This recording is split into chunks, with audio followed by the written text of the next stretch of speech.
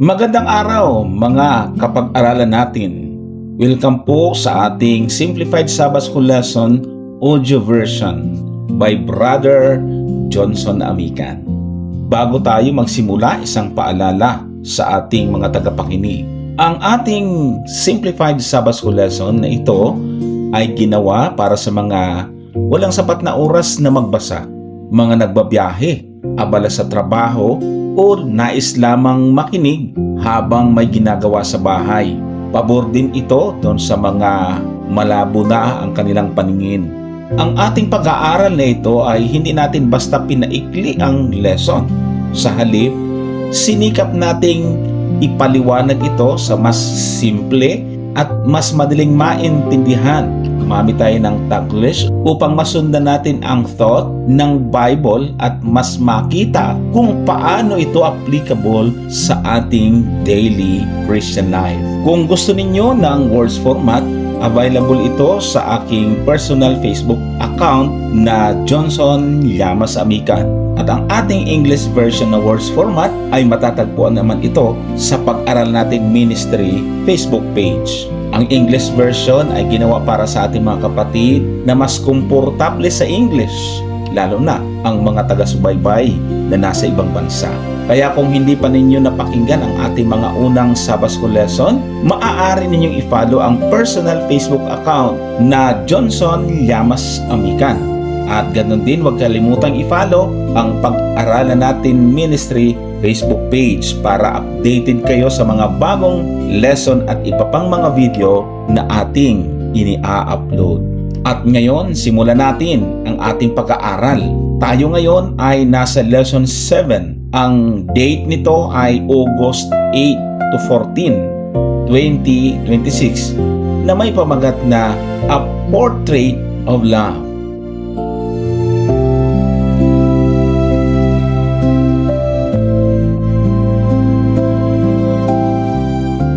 Gusto ko munang magbigay ng pinaka-introduction sa ating lesson.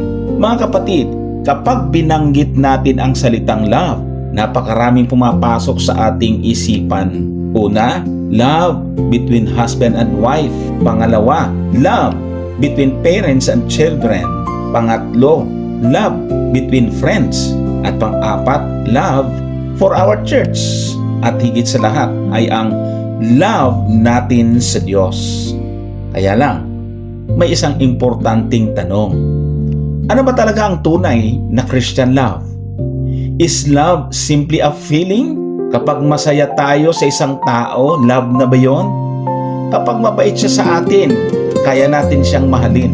Pero paano kung hindi niya tayo maintindihan? Paano kung nasaktan tayo? Paano kung may nagkamali sa atin? At higit sa lahat, paano kung kailangan nating magmahal ng taong hindi madaling mahalin? Paano nga ba natin susukatin ang love? Dito, nagiging napakahalaga ng topic natin ngayon. Makikita din natin kung gaano kahalaga ang mensahe ng unang Korinto, Kapitulo 13. Ang ating memory text ay mababasa sa 1 Corinthians chapter 13, verse 13. And now, these three remain: faith, hope, and love. But the greatest of this is love. Narito ang tatlong bagay na nabanggit sa talata. Una, pananampalataya, pag-asa at pag-ibig. At ang sabi ni Paul, the greatest of this is love. Bakit kaya niya sinabi ito? Bakit hindi faith? Bakit hindi hope? Bakit love ang tinawag niyang greatest?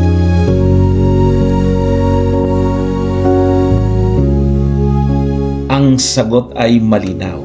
Dahil ang tunay na Christian life ay hindi lamang tungkol sa kung gaano karami ang alam natin sa Biblia.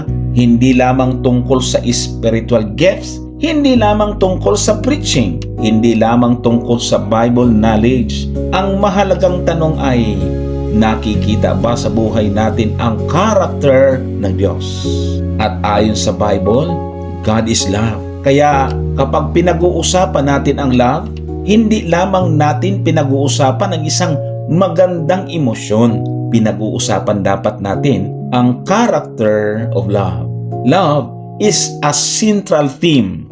Napakalaking bahagi ng writings ni Paul ang tungkol sa love. Ang Greek word family na agapaw ay ginagamit ng napakaraming beses sa New Testament at napakarami rin nitong appearances sa mga sulat ni Paul. Ibig sabihin, hindi accident na napakaraming sinabi si Paul tungkol sa love, lalo na sa Corinthian Church. Remember, noong mga nakaraang lesson, nakita natin na maraming problema sa iglesia sa Corinto. Nandyan ang divisions, mga competition, mga spiritual gifts na ginagamit sa maling paraan, at pang-apat ay mga taong nag-iisip na mas superior sila kaysa iba dahil sa kanilang knowledge o spiritual gifts. Kaya nung dumating si Paul sa discussion tungkol sa spiritual gifts, sinabi niya na kahit meron kang gift of prophecy, knowledge,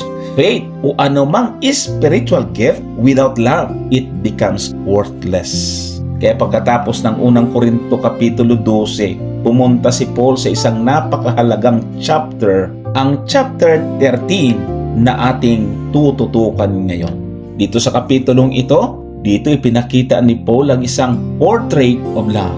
Parang ipinipinta niya sa harapan natin kung ano ang itsura ng tunay na love.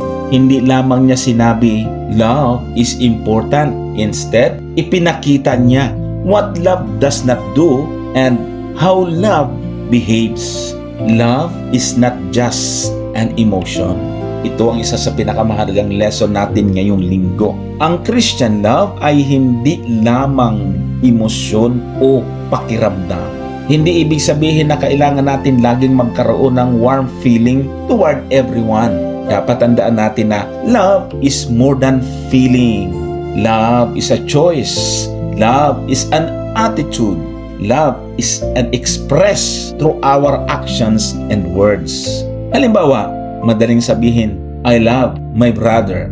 Pero paano kung may misunderstanding kayo? Madali din sabihin, I love my church. Pero ang tanong, paano kung hindi nasunod ang gusto mo? Madali rin sabihin, I love people. Kaya lang, paano kung may taong mahirap pakisamahan?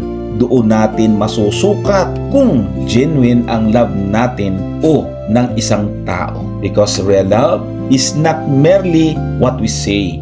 Love is what we do. Jesus is the perfect picture of love. Dito natin ngayon makikita ang pinakamagandang mensahe. Kung gusto nating malaman kung ano ang tunay na love, hindi lamang tayo titingin sa definition. Titingin tayo kay Jesus.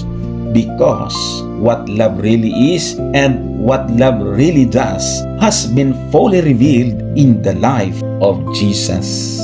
Kapag tinitingnan natin si Jesus, makikita natin ang love that serves. Dahil nasa Kanya lahat ang love that forgives, love that sacrifices, love that is patient, and love that reaches the broken, love that does not seek its own advantage, at higit sa lahat, love that gives itself for others. Paano natin nasabi? Dahil ang cross mismo ang pinakamalinaw na picture ng love. Hindi lamang sinabi ni Jesus na mahal niya tayo. Tandaan, He demonstrated. Romans chapter 5 verse 8 reminds us that God demonstrated His love toward us in that while we were still sinners, Christ died for us. Ayon sa talata, God demonstrated His love toward us. Bakit daw? Noong panahon na ang tao ay makasalanan, doon namatay si Jesus para sa lahat ng mga makasalanan. Kaya unang Korinto 13 ay hindi lamang isang magandang description ng love. It points us toward the character of Christ. The challenge for us today. Habang pinag-aaralan natin ang lesson na ito ngayong linggo, hindi lamang natin dapat itanong kung alam ko ba ang definition ng love. Mas magandang itanong, nakikita ba ang love ni Kristo sa buhay ko? Kapag may taong nakasakit sa atin, how do we respond? Kapag may taong hindi sumasang-ayon sa atin, how do we treat them?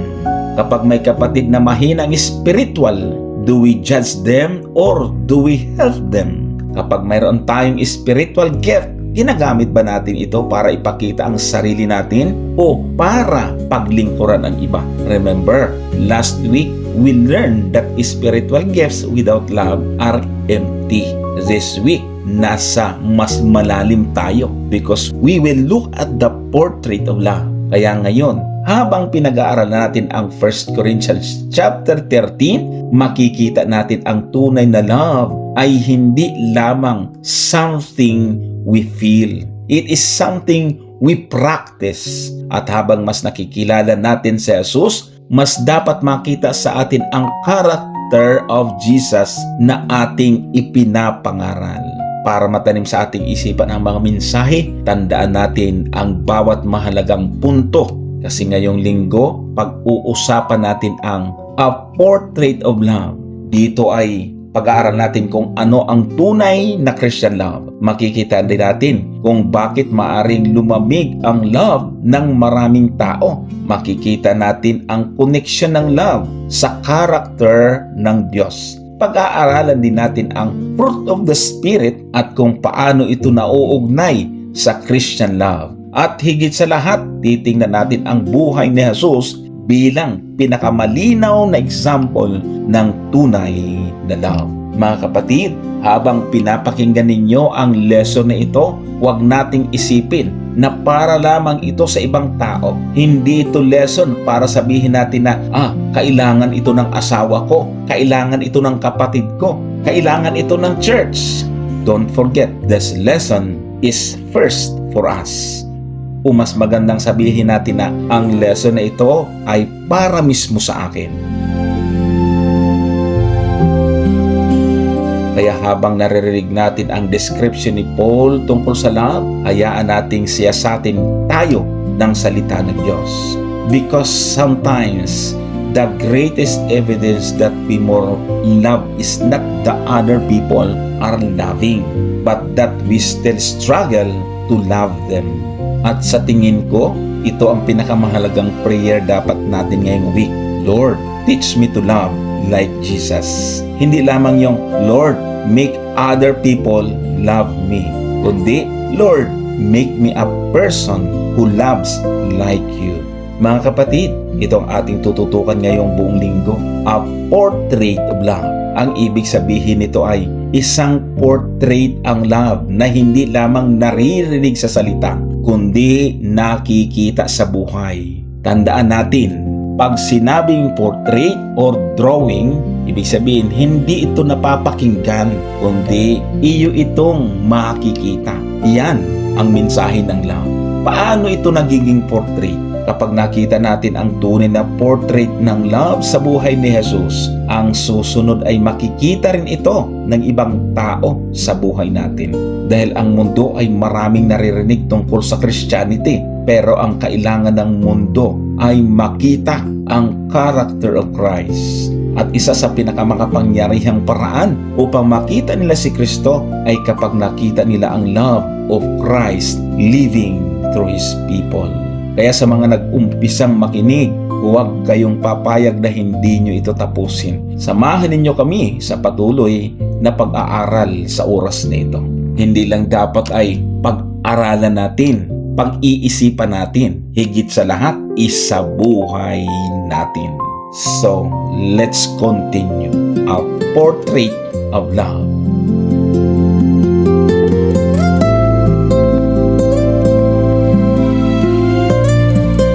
Unahin natin ito. The essentiality of love. Ang kahalagahan ng pag-ibig. Mga kapatid, nung nakaraang lesson natin, nakita natin na napakahalaga ng love sa paggamit ng spiritual gifts. Ngayon, mas lalaliman pa natin ang pag-aaral natin sa sinasabi ni Paul tungkol sa love sa 1 Corinthians chapter 13. At ang tanong natin ngayon araw ay, ano ba talaga ang ibig sabihin ng love na tinutukoy ni Paul? At bakit napakahalaga nito sa buhay ng isang Kristiyano? Sa Kapitulo 13 ng Unang Korinto, binanggit ni Pablo ang iba't ibang bagay na maaring maging kahanga-hanga sa isang Kristiyano. Halimbawa, speaking in tongues, prophecy, knowledge, understanding, faith, at maging ang pagbibigay ng pangangailangan sa kapwa. Pero may isang napakahalagang point si Paul. Hindi niya sinabing masama o walang halaga ang mga bagay na ito. Ang problema ay kapag ginagawa natin ang mga ito without love. Kahit gaano kagandang spiritual gift mo, kung wala itong love, wala itong tunay na spiritual value. Halimbawa, pwede kang mahusay magsalita, magaling kang mag-preach, pwede na marami kang alam sa Bible, maaari ding mahusay kang magturo, at pwede kang maraming verses na kabisado. Pwede ka rin magkaroon ng strong faith, pwede ka rin napaka-generous sa pagbibigay. Pero kung ang lahat ng iyon ay ginagamit para magyabang, mang-down ng iba, ipakita na mas magaling ka sa pakikipagtalo, o iparamdam sa iba na mababa sila kaysa iyo, may problema. May gift nga pero walang love. Dito natin makikita ang napakahalagang principle ni Pablo. Ibig sabihin, the gift is not the ultimate measure of Christian maturity. Napakaganda ito. Dahil ang tunay na sukatan ay kung paano ginagamit ang gift with love. Ano ba ang love na binabanggit sa chapter 13 ng 1 Corinthians? Mahalagang maintindihan natin na ang love na tinutukoy ni Pablo ay hindi simpleng emosyon lamang. Hindi ito yung love ko siya kasi mabait siya sa akin. Hindi rin ito yung romantic love na madalas natin nakikita sa mga palabas. At hindi rin ito simpleng feeling na masaya tayo kapag kasama ang isang tao. Ang agape love na tinutukoy dito ay isang love na nakikita sa action, attitude, words, at decisions. Ibig sabihin, hindi lang natin sinasabing I love you. Makikita dapat sa paraan ng pakikitungo natin. Ang salitang I love you makikita sa patience, makikita sa kindness, makikita sa forgiveness, makikita sa humility, makikita sa concern sa kapwa, makikita sa willingness na isa-isantabi ang sariling advantage para sa ikabubuti ng iba. Kaya ang love sa unang Korinto 13 ay hindi lamang something we feel, it is something we practice. Sa Mateo 24:12, basahin natin ang warning ng Panginoon mismo. And because lawlessness will abound, the love of many will grow cold. Mga kapatid, napakalinaw ng warning na ito. Hindi sinabi ni Jesus na dapat ay biglang mawawala ng faith.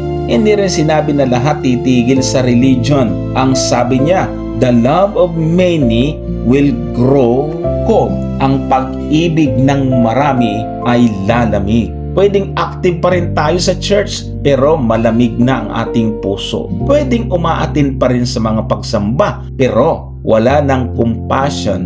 Pwedeng maraming alam sa Bible pero walang patience sa kapwa. Pwedeng mahusay magturo pero mabilis manghusga. Pwede rin tama ang doctrine pero mali ang attitude. At ito ang isang malaking danger sa Christian life. We can be right in knowledge but cold in love. Remember, Christ is our example.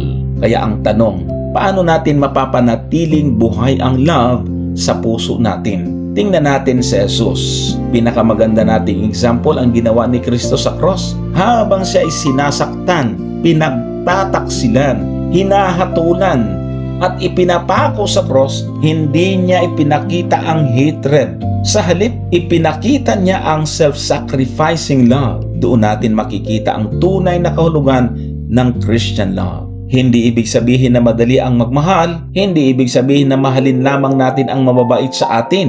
Ang tunay na Christian love ay sinusubok kapag mahirap ng magmahal, kapag may taong nakasakit sa atin, kapag may taong hindi sumasang-ayon sa atin, kapag may taong hindi natin kapareho ng pananaw, kapag may taong nagkamali. Doon lumalabas kung ang love natin ay tunay na galing kay Kristo. Mga kapatid, subukan nating tanungin ang ating sarili. May pagkakataon ba na mas pinipili kong maging tama kaysa maging loving? May pagkakataon ba na tama naman ang sinabi ko pero mali ang paraan ng pagkasabi ko? Tama naman ang koreksyon ko pero nasaktan ko naman ang tao. Tama naman ang doctrine ko pero naging proud naman ako. Tama naman ang argument ko pero nakalimutan kong mahalin ang taong kausap ko. Ito ang challenge ng 1 Corinthians chapter 13. Hindi tayo tinuturuan ni Pablo na isuko ang truth para lamang maging loving. Sa halip, truth must be spoken and live with love. Dahil ang truth without love can become harshness. At ang love without truth can become compromise. Pero kay Kristo, truth and love belong together. Kaya ngayong araw, isipin natin, sino ang taong nangangailangan ng love mula sa akin ngayon?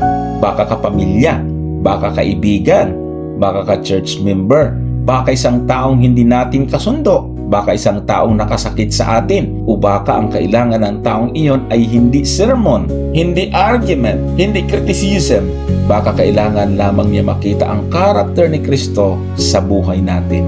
Minsan, ang pinakamalakas na sermon ay hindi yung sinasabi natin. Ito ay ang paraan ng pakikitungo natin sa ating kapwa-tao. Kaya ang mensahe natin ngayon ay simply, spiritual gifts are important, but love gives those gifts with true purpose. Napakaganda ito, tandaan natin. Ang gift ay maaaring makapag-impress sa tao, pero ang love ay maaaring makapagpabago ng puso ng tao. Ang knowledge ay maaaring magturo sa tao, pero ang love ay maaaring magdala sa kanya palapit kay Kristo. Kaya huwag nating hayaang lumamig ang love natin. Dahil sabi na Jesus, the love of many will grow cold. Mga kapatid, habang lumalalim ang ating knowledge sa Bible, dapat lalo ring lumalalim ang ating pag-ibig. Habang lumalakas ang ating faith, dapat lalo ring lumalawak ang ating compassion. At habang ginagamit natin ang gifts na binigay ng Diyos, dapat mas lalo nating maipakita ang character of Jesus. Dahil sa huli, the greatest is love. What love does? Pag-usapan natin ito. Mga kapatid, napag-usapan natin na ang love sa 1 Corinthians chapter 13 ay hindi lamang tungkol sa feelings or emotions. Today, mas lalaliman pa natin ito. Sa unang Korinto 13:4 hanggang 7, ipinapakita ni Pablo kung ano talaga ang ginagawa ng love. Mapapansin natin na halos lahat ng description niya tungkol sa love ay actions or kilos. Ibig sabihin, ang tunay na Christian love ay hindi lamang sinasabi. It is something we practice. Sabi nga natin, hindi sapat na sabihin natin, mahal ko ang kapatid ko. Ang tanong ay, paano ko siya tinatrato? Paano ako nagsasalita sa kanya? Paano ako kumikilos kapag hindi kami nagkakasundo? Dito natin makikita kung ang tunay na love ay tunay na gumagawa sa ating buhay. Love shows patience. Ang unang description ni Pablo ay love is patient. Ang Greek word ng patient ay makrothemio. Ito ay nangangahulugan ng pagiging patient kahit challenging ang situation. Hindi madaling maging patient kapag paulit-ulit kang nasasaktan. Hindi rin madaling patient kapag may taong mahirap pakisamahan. Pero ang Christian love ay marunong maghintay at magtiis. Ang sabi sa Efeso 4 talatang 2, kailangan nating magkaroon ng humility, gentleness, patience at pagtitiis sa isa't isa. Mga kapatid, minsan madaling maging mabait sa taong mabait sa atin. Pero ang tunay na test ng love ay kapag kaharap natin ang taong mahirap mahalin. Love does not immediately give up on people. Ang sabi, love shows kindness. Sabi ni Paul, love is kind. Ang Greek word ng kind ay Christiomai. Ang idea nito ay kindness na may kasamang compassion at mercy. Napakaganda nito dahil Ang kindness ng Christian ay dapat sumasalamin sa kindness ng Diyos. Isipin natin kung paano tayo pagkitunguhan ng Diyos. Marami tayong failures, marami tayong mistakes, pero hindi tayo agad itinatapon ng Diyos. He continues to show mercy. Kaya kung tayo tumatanggap ng mercy mula sa Diyos, dapat matuto rin tayong magpakita ng mercy sa iba. Minsan, isang simpleng salita lang, okay lang, pagpalain ka ng Diyos, tutulungan kita, I'm praying for you. Maliit na bagay para sa atin, pero maaaring napakalaking bagay para sa isang taong nangangailangan ng encouragement. Love rejoices in the truth. Sabi ni Paul, love rejoices with the truth. Ang love ay hindi natutuwa kapag may gumagawa ng mali. Hindi ito nag-i-enjoy sa kasalanan. Hindi rin ito natutuwa kapag may kapatid na bumabagsak. Instead, love rejoices when truth and righteousness prevail. Kapag may kapatid na nagtatagumpay, dapat tayong matutong magsaya kasama niya. Kapag may taong nagbalik loob sa Diyos, dapat tayong masaya. Kapag may taong lumago spiritually, dapat hindi tayo jealous. True love can celebrate the blessing of another person. Ang number 4, sabi ni Paul, love bears all things. May dalawang possible meaning ang Greek word na estigo. Maaari itong magkaroon ng idea ng pagtatakip o pagprotekta, gaya ng pagpapanatiling confidential ng isang bagay. Maaari din itong nangangahulugan ng pagtitiis o endurance. Sa context ng passage, mas pinapabura ng maraming interpreters ang idea ng endurance. Ibig sabihin, ang love ay hindi madaling sumuko kapag may hardship. Hindi ibig sabihin nito na dapat nating tiisin ang lahat ng obvious or maling gawain. Ang point ay, Christian love is resilient. Kapag may problema, hindi agad tumatakbo palayo. Kapag may misunderstanding, hindi agad sumisira ng relationship. Sa halip, hinahanap nito ang paraan upang maayos ang problema. Panglima, ang sabi ni Paul, love believes all things. Ang Greek word ay pisteo na related sa word na pistes or faith. Hindi ibig sabihin nito na maniwala tayo sa lahat ng bagay kahit obvious na mali. Ang idea dito ay ang pagbibigay sa kapwa ng benefit of the doubt. Hindi tayo agad humahatol. Hindi tayo agad nag-a-assume ng masama. Halimbawa, may narinig tayong negative tungkol sa isang kapatid. Instead na sabihin agad, sigurado ako ginawa niya iyon. Mas mabuting sabihin, hindi ko alam ang buong story. Love does not rush to condemn. Number 6, love hopes all things. Sinabi rin ni Paul, love hopes all things. Ang Greek word naman nito ay elpizo. Ito ay nangangahulugan ng expectation na may magandang maaaring mangyari. Ibig sabihin, ang Christian love ay hindi madaling nawawalan ng pag-asa sa isang tao. Kapag may taong spiritually struggling, hindi natin dapat agad sabihin na wala na siyang pag-asa. Instead, God can still work in his life. God can still change that person. God is not finished with him yet. Ganyan ang love. Love sees what God can still do in a person's life. Number 7, itong panghuli. Sinabi ni Paul, love endures all things. Ang Greek word naman nito ay hypomeno, na maaaring ang ibig sabihin ay remaining faithful in different circumstances. Napakaganda ng connection nito sa previous words. Love believes, love hopes, therefore love endures. Kapag may faith at hope sa Diyos, nagkakaroon tayo ng strength para magpatuloy. Hindi dahil madali ang situation, kundi dahil nagtitiwala tayo sa Diyos. Ito ang lesson natin ngayon. Kapag sinabi nating Christian love, hindi lamang ito emosyon, ulit-ulit nating binabanggit. Hindi lamang ito feeling. Hindi lamang ito I love you, because love is something we do. Love is patient, love is kind, love rejoices in truth, love bears, love believes, love hopes, love endures. Kaya napakaganda ng connection nito sa Galatians chapter 5 verse 22 to 23, kung saan makikita natin ang fruit of the Spirit. Naroon ang mga salitang love, joy, peace, long-suffering, kindness, goodness, faithfulness, gentleness, and self-control. Makikita natin na ang description ni Paul sa 1 Corinthians chapter 13 ay closely connected sa character na ginagawa ng Holy Spirit sa buhay ng isang Kristiyano.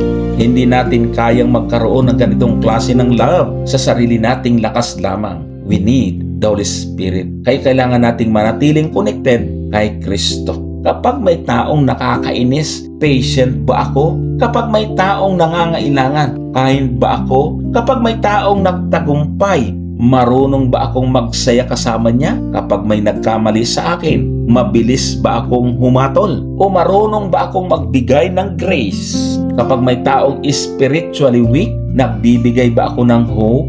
At kapag may problema sa relationship, madali ba akong sumuko? O marunong ba akong mag-endure? Mga kapatid, maaaring marami tayong spiritual gifts. Maaaring mahusay tayong magsalita. Maaaring mahusay tayong magturo. Maaaring mahusay tayong umawit. Maaaring marami tayong alam sa Bible. Pero ang tanong ay, nakikita ba ang love ni Kristo sa paraan ng pakikitungo natin sa ibang tao? Because according to Paul, the real evidence is not only what we can do, but how we treat people while we do it. Ang spiritual gifts ay mahalaga, pero ang gifts ay dapat gamitin sa ilalim ng pag-ibig. At ang pag-ibig ay dapat makita sa ating action. Hindi lang sa salita, kundi sa buhay natin. At dito natin makikita ang tunay na portrait of love. Hindi lamang isang magandang definition, kundi isang buhay na sumasalamin kay Kristo. What love does not do? Ano naman ito na mga bagay na hindi ginagawa ng pag-ibig? Mga kapatid, katatapos natin na pag-aralan kung ano ang ginagawa ng tunay na pag-ibig. Ang love ay patient, ang love ay kind, ang love ay marunong makisaya sa katotohanan. Ang love ay marunong magtiis, maniwala, umasa, at mag-endure. Pero sa araw na ito, may ibang side naman ng love na gusto nating makita dito. Hindi lang sinabi ni Pablo kung ano ang ginagawa ng pag-ibig. Sinabi rin niya kung ano ang hindi ginagawa ng pag-ibig. At napakahalaga nito. Dahil minsan, iniisip natin na basta mabait tayo, loving tayo. Pero ayon kay Pablo, may mga attitudes at behaviors na kailangang alisin sa buhay ng isang tao na umiibig. Basahin natin ang unang Korinto 13:4-7. Hindi nag-uugaling mahalay, hindi hinahanap ang kanyang sarili, hindi nayayamot, hindi inaalumana ang masama, hindi nagagalak sa kalikuan, kundi nakikigalak sa katotohanan. Lahat ay binabata, lahat ay pinaniniwalaan, lahat ay inaasahan, lahat ay tinitiis. Dito nakita natin ang 8 bagay na hindi ginagawa ng tunay na pag-ibig. Unahin natin ito. Sabi ni Paul, love does not envy. Ang envy ay yung hindi tayo masaya kapag may magandang nangyayari sa iba. Halimbawa, may kapatid na mas magaling magsalita, may isang mas maraming talent, may isang mas ginagamit sa church, may isang mas maraming followers, may isang mas pinagpapala. At imbis na matuwa tayo, may maliit na bahagi sa puso natin na nagsasabing, bakit siya?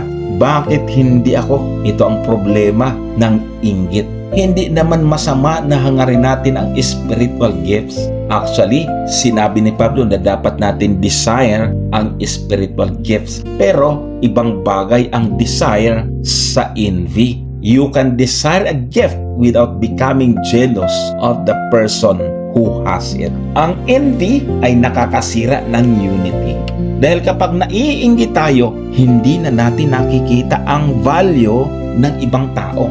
nakikita natin sila bilang competition. Pero sa church, hindi tayo competitors. We are members of one body. Kung ang kamay ay naiinggit sa mata, magkakaroon ba ng magandang katawan? Hindi. Kailangan natin ang isa't isa. Kaya ang pangalawa, love does not boast. Ang tunay na pag-ibig ay hindi nagyayabang. Hindi nito kailangang sabihin, ako ang pinakamagaling. Ako ang maraming alam. Ako ang matagal na sa church. Ako ang may ganitong gift. Minsan, ang spiritual things ay pwede maging dahilan ng pride. Pwede tayong maging proud sa ating Bible knowledge. Pwede tayong maging proud sa ating ministry. Pwede tayong maging proud sa ating preaching. Pwede tayong maging proud kahit sa ating pagiging humble.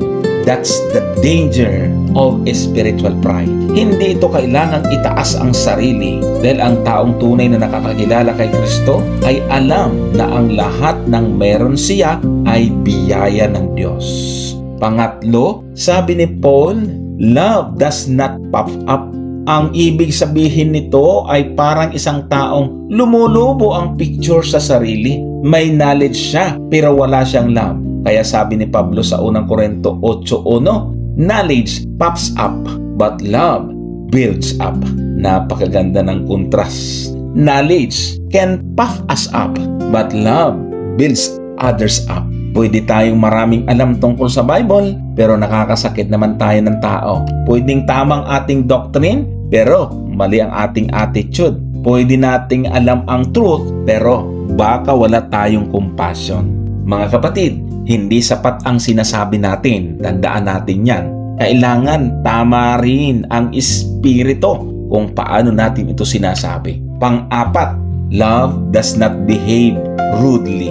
Ang love ay hindi bastos, hindi mapanakit, hindi humiliating. Hindi sinasadyang ipahiya ang isang tao, lalo na sa loob ng church o kahit sa social media. Minsan kasi kapag may hindi tayo kasundo, ginagamit natin ang truth para saktan siya. Sinasabi natin, truth lang naman yan.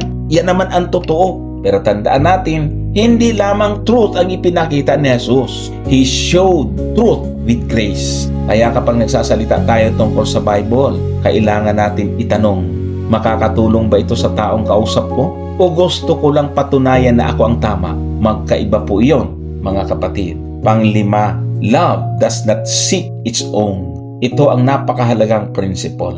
Ang pag-ibig ay hindi palaging nagtatanong ng ano ang gusto ko, ano ang karapatan ko, ano ang benefit ko. Instead, tinatanong nito, ano ang makakabuti sa iba. 1 Corinto 10:24, huwag hanapin nino man ang sa kanyang sarili, kundi ang ikabubuti ng kanyang kapwa. Ang ganda. Ito mismo ang Spirit of Christ. Si Jesus ay hindi nabuhay para sa kanyang sarili. He gave Himself for others. Kaya kung gusto nating malaman kung tunay na Christian love ang nasa atin, tingnan natin kung kaya nating magbigay kahit walang kapalit. Pang-anim, love is not easily irritated. Ang pag-ibig ay hindi madaling magalit. Hindi ibig sabihin nito na hindi na tayo kailanman magagalit. Pero hindi tayo dapat controlled ng anger. Minsan maliit na bagay lang, isang salita, isang comment, isang misunderstanding, isang criticism ay bigla na tayong sasabog. Pero ang sabi, ang spiritual love ay marunong mag-control ng sarili. Hindi lahat ng bagay kailangang sagutin. Hindi lahat ng criticism kailangang patulan. Hindi lahat ng offense kailangang gantihan. Sometimes, silence is wisdom. Sometimes, patience is strength. Hindi lahat ng offense ay kailangang gantihan. Sometimes, silence is wisdom. And sometimes, patience is strength. Pang-pito, napakaganda nito. Sabi ni Paul, love does not keep a record of wrongs. Minsan, ang tao parang accounting system. May listahan. Sasabihin niya, ginawa niya ito sa akin. Sinabi niya ito. Nung isang taon, ginawa niya yon. At kapag may bagong problema, inilalabas niya na lahat ng lumang kasalanan. Pero hindi ganun ang love. Love knows how to forgive. hindi ibig sabihin na kinakalimutan natin ang wisdom o natututo tayo mula sa experience. Dapat hindi tayo nabubuhay sa bitterness. Dahil kapag hindi tayo marunong magpatawad, tayo rin ang nakakulong sa sakit ng nakaraan. Christ forgave us. Therefore, we must learn to forgive others. Punta tayo sa pang-8. Ito ang huli. Love does not rejoice in wrongdoing. Ibig sabihin, hindi natutuwa ang pag-ibig kapag may nagkamali. Hindi tayo natutuwa kapag bumagsak ang taong ayaw natin. Hindi tayo nagsasaya kapag may iskandal ang isang kapatid. Hindi rin natin ginagamit ang pagkakamali ng iba para sabihin, ayan ang sinasabi ko sa iyo. Kung may nagkamali, gusto nating bumangon siya. Kung may nahulog, ang gusto nating makatayo siya. Kung may naligaw, gusto nating makabalik siya kay Kristo. Because that is how Jesus treats us. Magandang tanungin natin ang ating mga sarili. May inggit ba sa puso ko? May pride ba? May spiritual arrogance ba? Madali ba akong ma-offend? May listahan ba ako ng mga kasalanan ng ibang tao? Natutuwa ba ako kapag bumabagsak ang isang taong hindi ko gusto? Kung mayroon tayong ganitong pakiramdam, hindi ibig sabihin na wala na tayong pag-asa. Ang ibig sabihin lamang ay kailangan nating dalhin ang ating puso kay Jesus. Dahil ang unang Korinto Kapitulo 13 ay hindi simpleng listahan ng good manners. It is a portrait of Christ-like love. Hindi natin kayang gawin ito perfectly by ourselves. We need the Holy Spirit. At habang mas malapit tayo kay Jesus, mas makikita sa buhay natin ang karakter niya. Kaya mga kapatid, ang tunay na love ay hindi lamang nagsasalita ng I love you. Ang tunay na pag-ibig ay nakikita sa behavior. Kaya sa araw na ito, huwag lamang nating itatanong ang ganito. Minamahal ko ba ang ibang tao? Mas magandang itanong, nakikita ba nila si Kristo sa paraan ng pagmamahal ko sa kanila? Dahil ang tunay na Christian love ay hindi lamang sa salita. It is Christ living His life through us. A portrait of Jesus. Ang magandang central thought natin ngayon ay ito. Kapag binalikan natin ang unang Korinto 13:4-7, parang nakikita natin ang isang portrait, isang larawan ng tunay na pag-ibig. At kapag hinanap natin kung sino ang pinakamalinaw na halimbawa ng ganitong pag-ibig, ang sagot ay si Jesus. Tulad ng patience, kindness, hindi naiinggit, hindi nagmamataas, hindi naghahanap ng sariling kapakanan, marunong magpatawad, marunong magtiis, mapapaisip tayo. Kaya ko ba talagang gawin ang lahat ng ito? Ang totoo, kapag sarili lang nating lakas ang gagamitin natin, mahirap. Pero ang purpose ng Bible ay hindi lamang sabihin sa atin kung ano ang love. Ipinapakita rin sa atin ng Diyos kung ano ang itsura ng love sa isang tunay na buhay. At ang pinakamagandang larawan ay si Jesucristo. Sabi sa unang Juan 4:8, ang Diyos ay pag-ibig. At hindi nanatili sa salita lamang ang pag-ibig ng Diyos.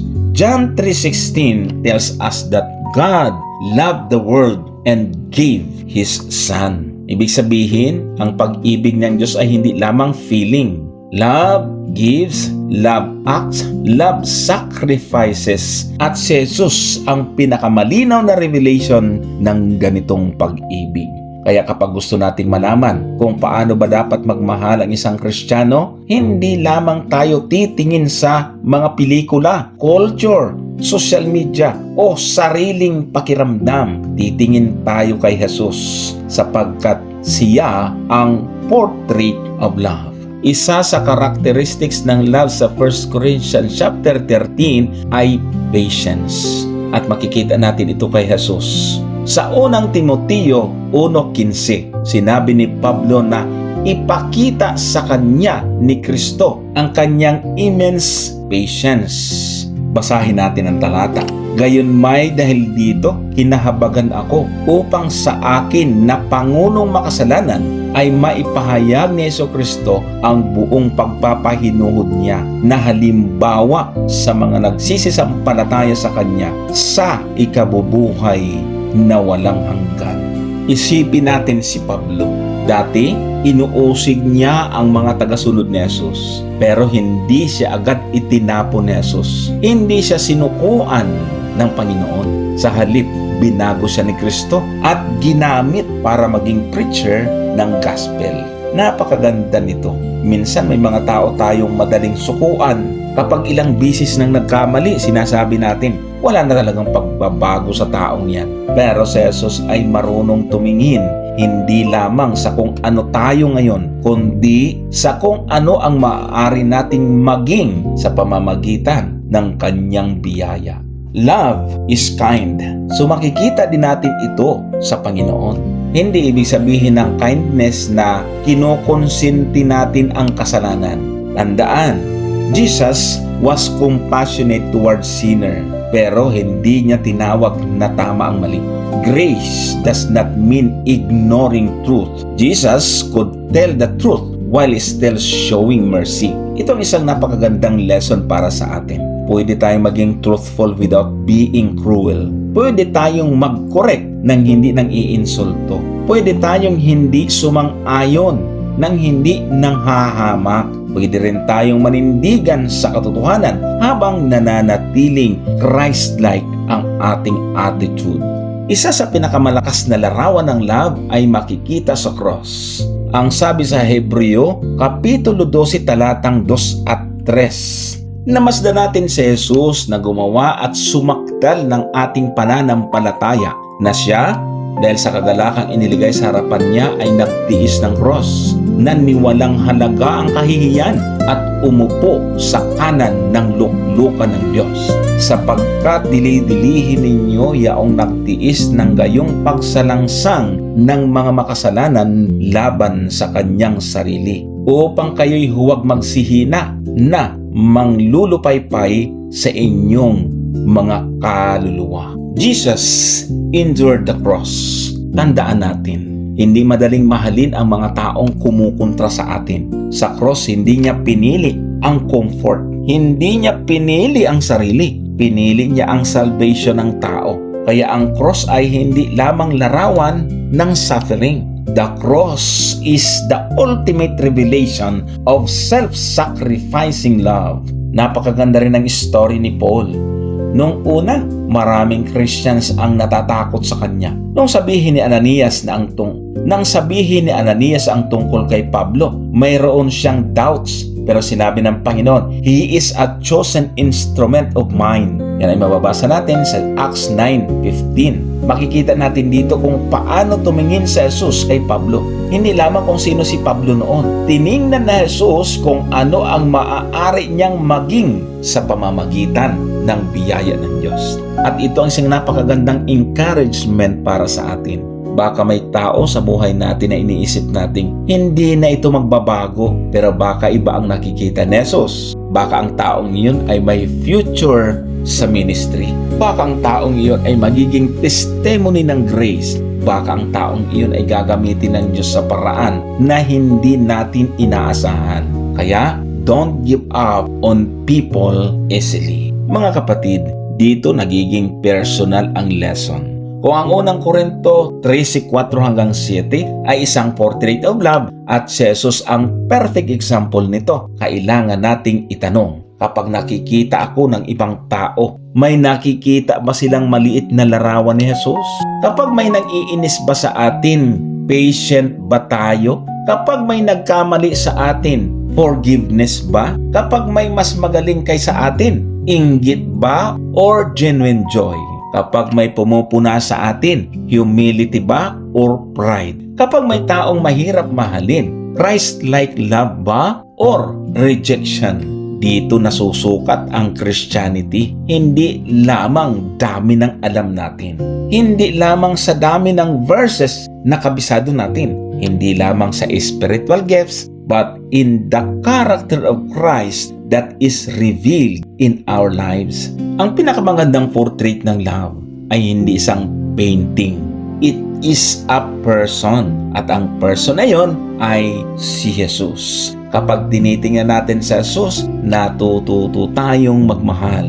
Kapag nananatili tayo kay Jesus, unti-unting nagbabago ang ating karakter. At kapag ang love ni Kristo ay nabubuhay sa atin, maaaring makita ng ibang tao ang isang maliit na reflection ng karakter ng ating tagapagligtas. Kaya ang prayer natin ngayon dapat ay, Lord, teach me to love like Jesus.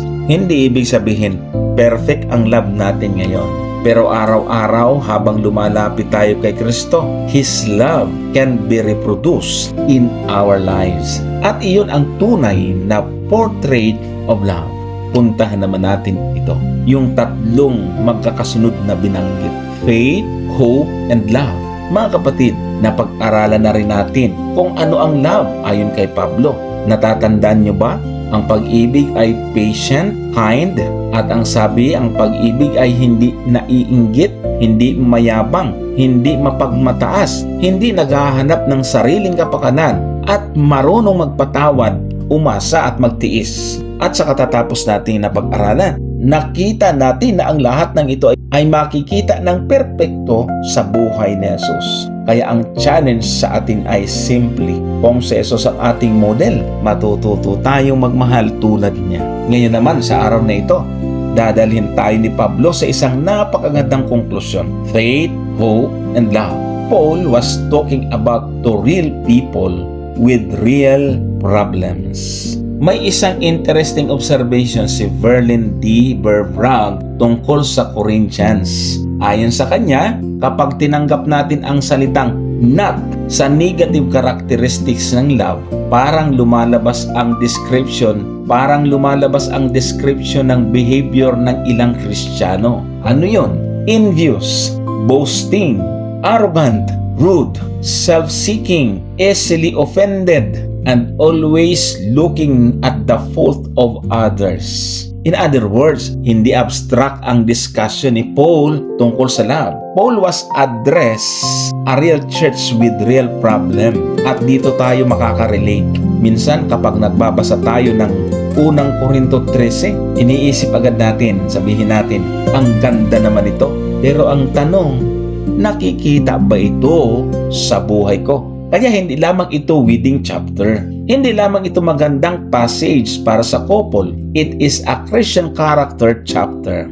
Love will last forever. Isa sa pinakamagandang punto ni Pablo ay makikita sa unang Korinto 13 talatang 8. Ang pag-ibig ay hindi nagkukulang kailanman. Kahit maging mga hula ay mga tapos, maging mga wika ay titigil, maging kaalaman ay mawawala. Ibig sabihin, love never fails. Bakit? Dahil darating ang panahon na ang ibang spirit gift ay hindi na kailangan sa parihong paraan. May mga panahon na ang prophecy ay hindi na kailangan. May mga panahon ng ating limited human knowledge ay papalitan ng mas complete knowledge. Sabi nga ni Pablo sa unang Korinto 13:12, sapagkat ngayoy malabo tayong nakakikita sa isang salamin, ngunit pagkatapos ay makikita natin sa mukhaan.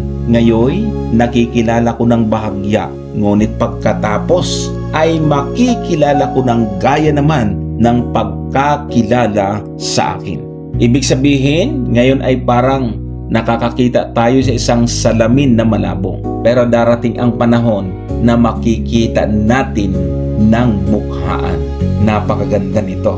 Ngayon, marami tayong bagay na hindi natin lubos na maunawaan. Maraming tanong tayo tungkol sa buhay. May mga bagay na hindi natin maintindihan kung bakit nangyayari. May mga prayers na parang hindi sinasagot. May mga sitwasyon na parang walang explanation. Pero darating ang araw, we will see Him face to face. At kapag dumating ang araw na iyon, maraming bagay na mahalaga ngayon ang mababago. Subalit, ang pag-ibig ay mananatili.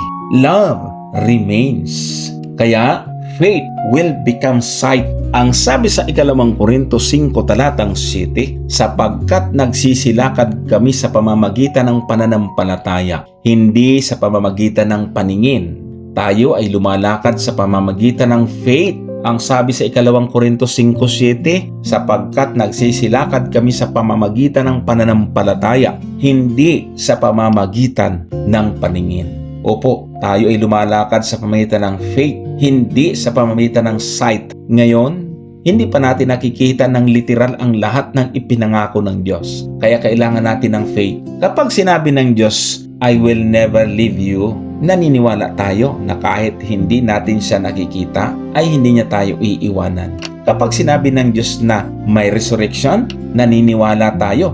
Kapag sinabi ng Diyos na may bagong langit at bagong lupa, naniniwala din tayo. Kapag dumating na si Jesus, faith will become sight. Ang pinaniniwalaan natin ngayon, makikita na natin mismo pagdating ng panahon. Kaya, hope will become reality. Ibig sabihin, ganun din ang hope. Hope is looking forward to something God has promised. Ngayon, umaasa tayo sa second coming. Umaasa tayo sa resurrection. Umaasa tayo sa eternal life. Umaasa tayo sa restoration ng lahat ng nasira ng kasalanan. Pero darating ang araw na hindi na lamang ito hope, it will become reality. Kaya ang Christian hope ay hindi wishful thinking. Hindi ito katulad ng sana mangyari. Ang Christian hope ay God promised it. Therefore, I can wait for it. Ang sabi sa talatang pinag-aaralan natin, sinabi ni Pablo, but the greatest of this is love. Faith is important, hope is important, but love is greater. Bakit kaya? Dahil ang love ay hindi lamang isang bagay na ginagawa natin. Love reveals the character of God. Ang sabi nga sa 1 John chapter 4 verse 8, God is love. Napakalalim ng statement na ito. Hindi ibig sabihin na anything that people call love is automatically God. Hindi ganon. Ang ibig sabihin ay ang true, holy, self-giving love ay deeply connected sa character ng Diyos. At ito ang nakita natin kay Jesus. Kaya nga ang sabi, God's love was revealed through Christ. Mga kapatid, isipin natin ito. Kung ang Diyos ay powerful pero hindi loving, dapat tayong matakot. Pero kung ang Diyos ay knowledgeable pero hindi loving, baka gamitin niya ang power niya laban sa atin. Lagot tayo. Kung ang Diyos ay just pero walang mercy, wala tayong pag-asa. Pero the Bible reveals a God who is both holy and loving. At ang pinakamalin na demonstration nito ay ang cross.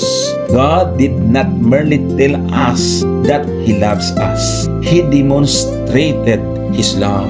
Romans chapter 5 verse 8 says that God demonstrated His love toward us in that while we were still sinners, Christ died for us. Hindi tayo minahal dahil perfecto tayo. Hindi tayo minahal ng Diyos dahil deserving tayo. He loved us while we were still sinners. That is grace. Kaya sa pinag-aaralan natin ngayon, yung tatlong salita, ang gusto kong huwag nating makalimutan. Una, faith. Ibig sabihin, trust God even when you cannot see everything. Hope. Wait for promises even when they have not yet become reality. And lastly, love. Live in such a way that God's character can be seen through you. At higit sa lahat, huwag nating kalimutan. Faith looks to God. Hope waits for God's promise. And love reflects God's character. Mga kapatid, darating ang araw na makikita na natin si Jesus ng mukhaan.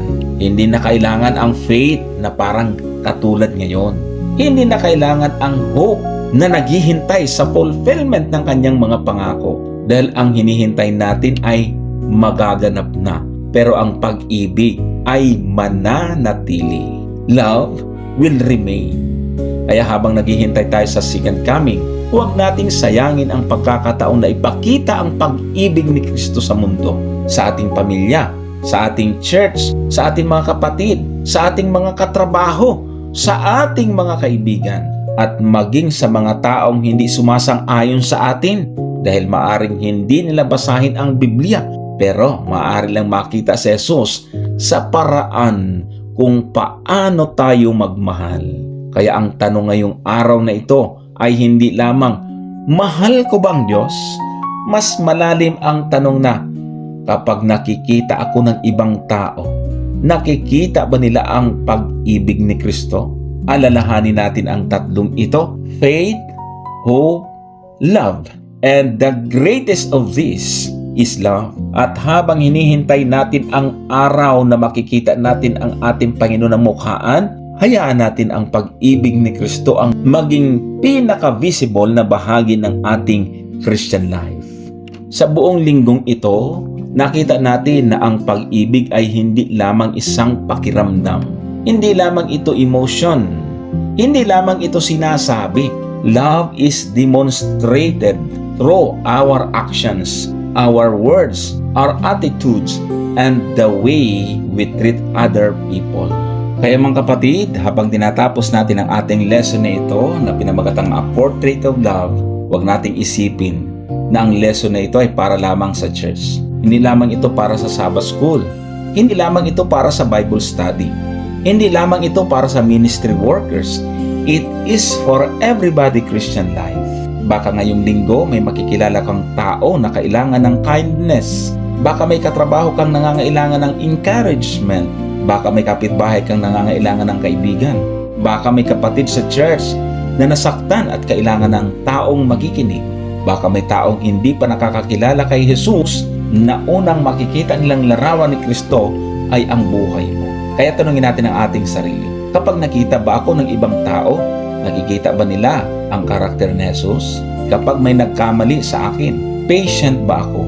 Kapag may mas magaling kaysa akin, naiinggit ba ako? Kapag may hindi sumasang-ayon sa akin, nagiging bastos ba ako? Kapag may nakasakit sa akin, nagtatago ba ako ng record ng kanilang pagkakamali? At kapag may nangangailangan, handa ba akong tumulong? Mga kapatid, that is the portrait of love. Ang portrait na ito ay hindi lamang magandang description. That portrait has a person behind it. His name is Jesus. Kung gusto nating malaman kung ano ang tunay na love, look at Jesus. Kung gusto nating matutong magmahal, walk with Jesus. At kung gusto nating maipakita ang love, allow Jesus to live His love through us. At maaring isang simpleng smile, isang mabuting salita, isang act of kindness, isang friendship, isang prayer, o isang simpleng conversation ay gamitin ng Diyos upang buksan ang puso ng isang tao patungo kay Kristo.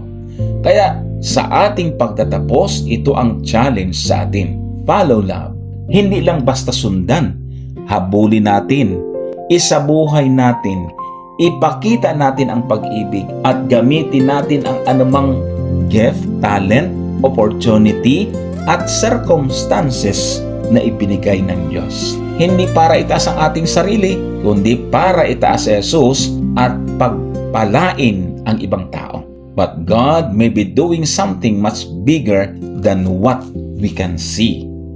Let us love like Jesus, serve like Jesus, and live like Jesus. At saan man tayo ilagay ng Diyos, sa trabaho, sa tahanan, sa iglesia, sa community, o saan mang sulok ng mundo, let us remember that every place can become a mission field with Christ's love is living in us.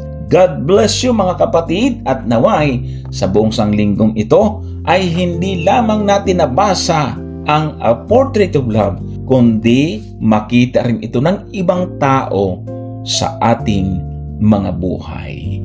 Ito ang aking dalangin. Maraming salamat po sa inyong walang sawang pagsubaybay.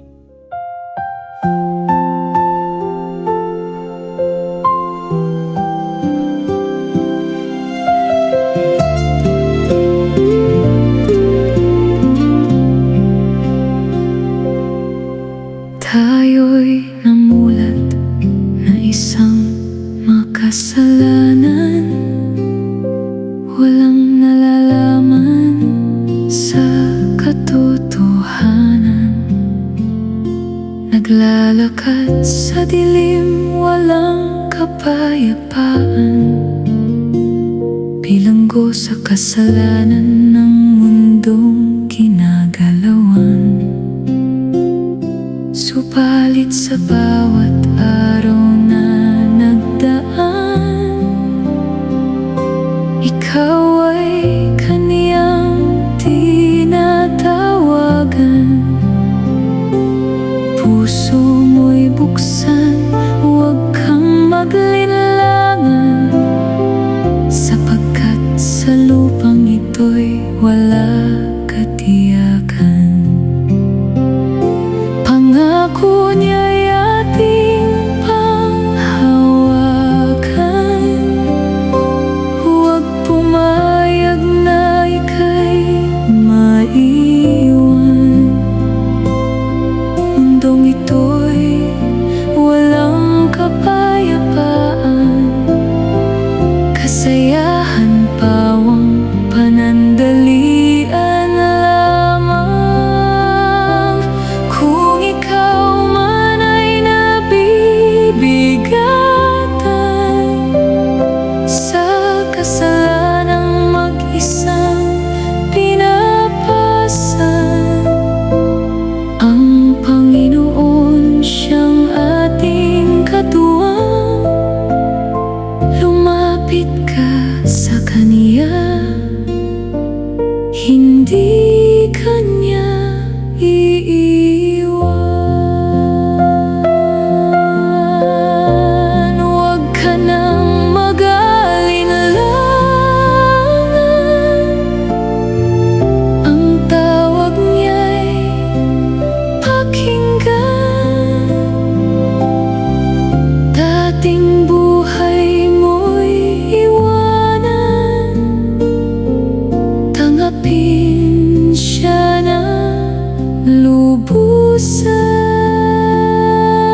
Ang buhay sa lupa'y di tiyak, mundo'y patungo sa pagkawasak. Panginoon ang tanging pag-asa, ang ating tanging tagapagligtas.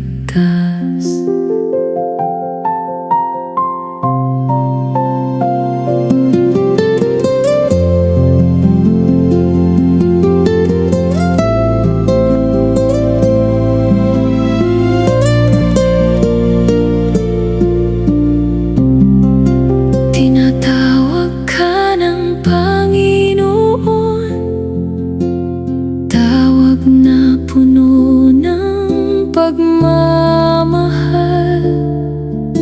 Nangangako siya sa iyo ngayon, huwag mong sayangin ang panahon. Buhay sa mundo'y walang halaga kung hindi mo siya kasama. Bawat hakbang walang katiyakan, buhay ay walang kapayapaan.